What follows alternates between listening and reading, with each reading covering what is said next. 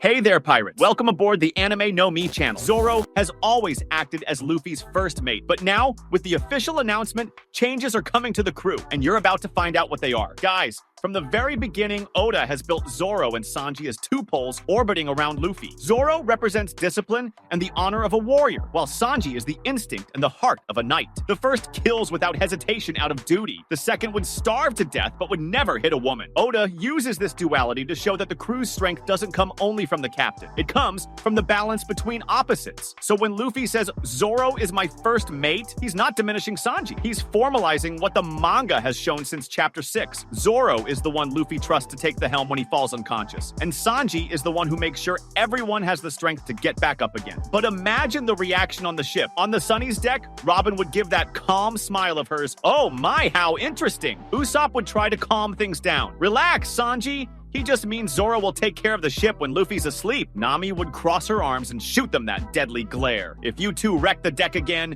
you're paying with interest. And Brooke would play a sad blues on the violin, narrating the moment like an epic tragedy. The cook with fiery legs, and the Marimo of swords, dueling for the title of first mate. But deep down, Sanji knows the title is more than vanity. It's responsibility. Remember chapter 485, when Zoro sacrifices himself in front of Kuma and says, nothing happened? Sanji was the only one who realized what went down. He tried to stop it, got kicked far away, and when he came back, he smelled blood in the air. That's where Oda sealed their silent respect. Sanji understood that Zoro is the one who truly grasps the weight of protecting Luffy's dream above his own. Since then, Sanji has never doubted the Marimo. He only teases him because that's how he shows affection. Now think about Luffy, who has always seen Zoro as his shield. In chapter 597, when Zoro returns from training with Mihawk, Luffy just smiles and says, I'm counting on you. He has never said that to Sanji. But here's the detail. In chapter 1028, when Sanji thinks he's turning into a Germa monster, he hands the Den Mushi to Zoro and says, if I lose control, kill me. That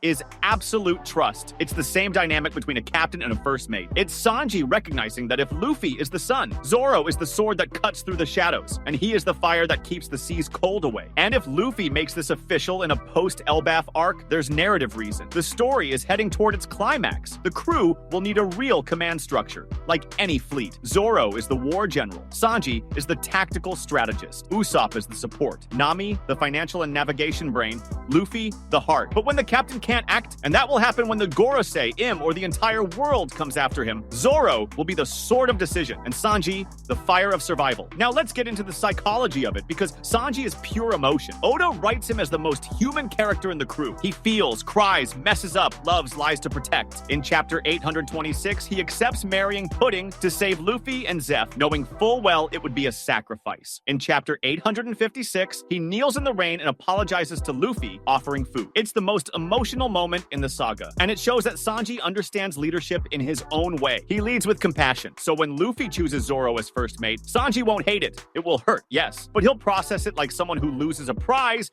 but gains a reason to fight harder, and he will prove his importance his own way. When Zoro goes out to lead a battle, Sanji will stay on the ship, holding the crew together, feeding the injured, caring for the ladies, making sure the Sunny's heart keeps beating. Zoro is the steel that protects Luffy's dream. Sanji is the fire that keeps that dream alive. But of course, Oda never lets their rivalry cool down. Imagine the Elbaf arc. The Giants watching an insane fight between Zoro and a legendary warrior, while Sanji prepares a feast that makes the Giants cry. One says, that swordsman is the true warrior of Elbaf, and another replies, but that cook is a god of fire. And there you have it, the eternal debate between strength and art. At the end of the banquet, Sanji hands Zoro a dish, grilled meat seasoned with sake, to celebrate your new title. First mate, Zoro eats and says, tastes like defeat. Sanji smiles. That's the flavor of jealousy, Marimo. Oda will use this to symbolize maturity. Their rivalry will never end, but it will evolve. It will stop being an ego fight and turn into cooperation between legends. In the final arc, imagine a battle against the Gorosei. Sanji fighting side by side with Zoro, coordinating perfect attacks without needing words. Zoro shouts,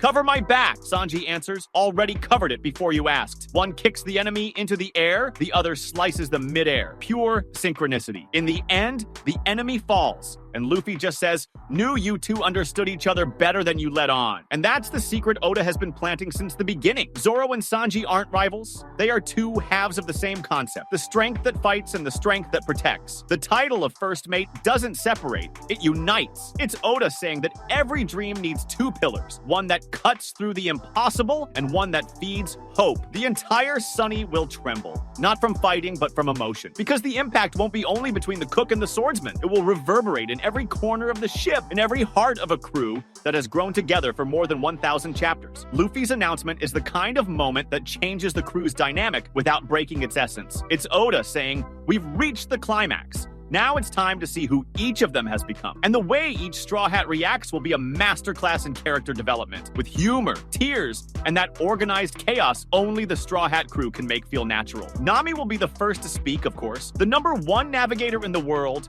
owner of the crew's treasure and common sense, will cross her arms, look at Luffy with that exhausted manager stare and say, Luffy, are you saying this just because Zoro saved you again? Or because you want him to deal with the mess when you fall asleep in the middle of a storm? Luffy will laugh with his mouth full of meat, Zoro will pretend he didn't hear anything, and Sanji will try to defend Nami with a, you're absolutely right, Nami Swan, only to get hit by one of her wind punches once the mood starts to lighten up. Because deep down, Nami understands. Ever since Arlong Park, she's seen that Zoro is the only one who never hesitated to follow Luffy, even when everything seemed lost. In chapter 213 in Jaya, when the others doubt Luffy's dream, Zoro says, if the captain says we're going, then we're going. Nami heard that and never forgot. She's practical, realistic, but she knows how to recognize leadership when she sees it. She'll complain, she'll grumble, but in the end, she'll write Zoro, official first mate in her navigation log, and charge interest if he breaks any sails in the process. Usopp, on the other hand, will react as always, with pure theater. He'll pretend to be shocked,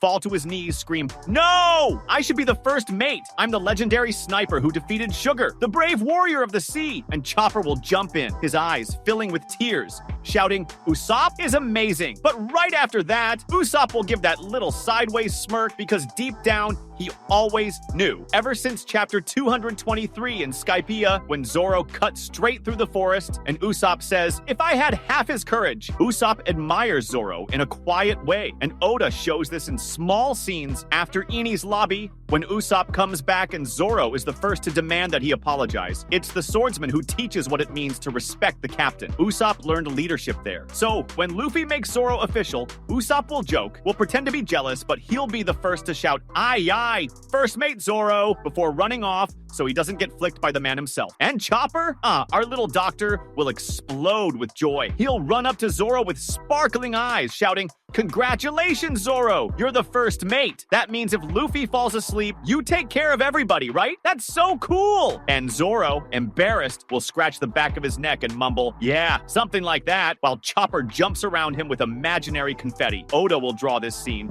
with that sweet touch only he can pull off. The contrast between the serious warrior and the childlike mascot celebrating his friend's recognition. And it's symbolic, because Chopper has always seen Zoro as a protective figure. In chapter 209 in Skypiea, Zoro saves Chopper from Gadatsu without hesitation, and the little doctor calls him amazing for the first time. That admiration never changed. For him, the title of first mate is just confirmation of something that was always true. Robin, as always, will react with that serene smile and curious gaze. She'll observe the whole scene. Luffy laughing, Sanji smoking, Usopp being dramatic, and calmly say, it makes sense, every captain needs a sword. And Luffy just sharpened his. She has always understood Zoro's role within the crew. Ever since Enia's lobby, when Zoro cuts her gold shackles and says, you're not our enemy, she's seen him as the trustworthy warrior, the kind who protects without needing to speak. Robin, studious and observant, will see this announcement as the crew's maturation, the inevitable step before the Great War. And maybe in a quieter moment, she'll even tell Zoro something like, you've always been the balance between Luffy's laughter and the world's chaos. Now, it's official. Zoro won't answer. He'll just cross his arms and close his eyes, but that tiny smile will say everything. Franky, meanwhile, will let out that supersonic yell, Super! Now we've got an official first mate. That's legendary pirate stuff, bro. He'll run off to design a new emblem for the Sunny. Something like Commander Roronoa engraved on the hull, which of course Zoro will tell him to erase. But Franky will insist, you're the vice of the future Pirate King, bro. This is historic, and it's true. Franky has always had a sense of structure, of crew hierarchy inherited from the Tom workers and from building the Sunny. He'll see this as the consolidation of a real fleet. And the most beautiful part, Franky has never had an ego about titles. In chapter 785, when Zoro holds off Pika and Franky defends the Colosseum, he says, "You cut, I knock down." That's what we do. Pure respect. So the title will be a reason for celebration for him, and maybe for a new sign on the Sunny in huge letters, First Mate Zoro, do not touch. That was today's content. We hope you liked it and want to share your opinion on the subject. Don't forget to share the video, give it a thumbs up, and I'll see you in the next video. Take care and stay amazing.